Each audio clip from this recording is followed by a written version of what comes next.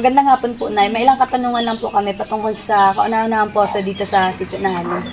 Bago po yun, Nay, magandang hapon po. Ano po ang inyong pangalan? Anita Partiso, Ilang taon na po kayo? 82. Anong taon po kayo pinanganak, Nay? April 13, 1943. So, may ilang katanungan po kami sa inyo patungkol po sa kahalagahan po ng poso sa inyong sitio. Anong taon po ay tinatag ang poso kung inyo pong natatandaan bilang 82 years old na po kayo ngayon? March 1974.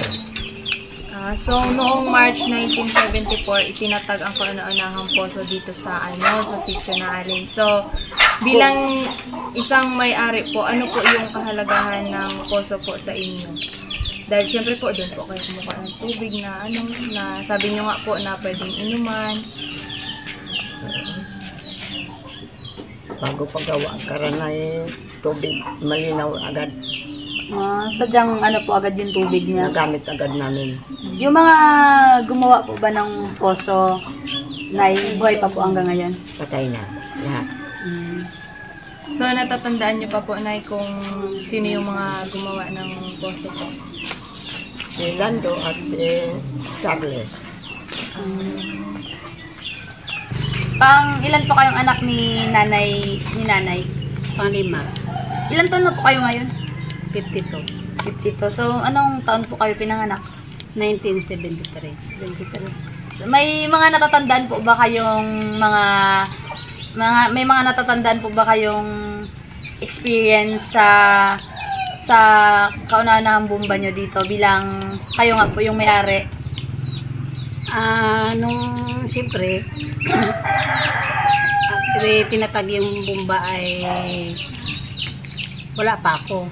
No? Diba? Ginaobra ka pa lang ka to? Ginaobra pa lang. Tapos nung medyo nagkaisip na ako, nakikita ko yung mga tao na doon sila umigit, pati kami.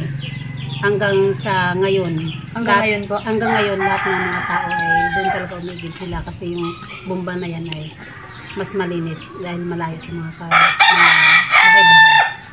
May mga ibang bomba na din po ba dito na ano? Mayroon din, pero usually na malapit po, ganun. Mayroon, may mga bomba na rin, pero hindi sila umigit doon. Doon talaga sa bomba namin. Dahil mas malinis doon, malayo sa mga bahay kasi kumbaga malayo sa mga CRC doon sila umigit. So, nung mga bata ka pa po, naitayo na po talaga nila nanay yung bomba na yon. Wala pa ako, naitayo na yan. Kaya nung ako ay nagkaisip na, nakita ko na yun na dyan na yung bomba. Ano po pangalan niyo?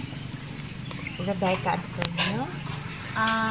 Mga ilang taon na po kayo? 40 na. 40. Bilang isang mamayan po dito sa sitio na Alin, ano po sa tingin niyo yung kahalagahan ng poso dyan po?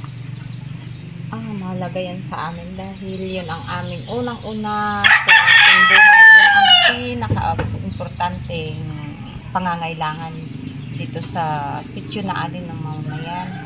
Dahil naranasan namin dito last year ang isang taong tagtuyot. El Nino ang tawagin. Yung pinaka matagal na ang ilog na ito dito ay natuyo. Kaya napakahalaga yung puso na yan. Dahil dyan lahat kumukuha ng tubig, inumin, naglalaba, mga pangangailangan namin dyan kami kumukuha kasi yung puso na yan is matagal na. Kaya yung napakaswerte namin dito dahil hindi siya nawalan ng tubig at patuloy siya nagbigay sa amin ng blessing. Kaya napakaswerte namin dito ang mga mamamayan natin sitio na Alin. Ano po yung may one time na po ba na ano po ba yung bomba, yung lumabo po baga? May time po ba? Wala naman akong matandaan lumabo yan o kinakati yung lalagyan ulit ng tubig para magkaroon, pero yung sabihin lumabo, wala akong natatandaan. Nasisira. Sa daming Ano dumadaan. lang po. Inapaltan lang po. Oo, inaayos namin. Pinapaayos.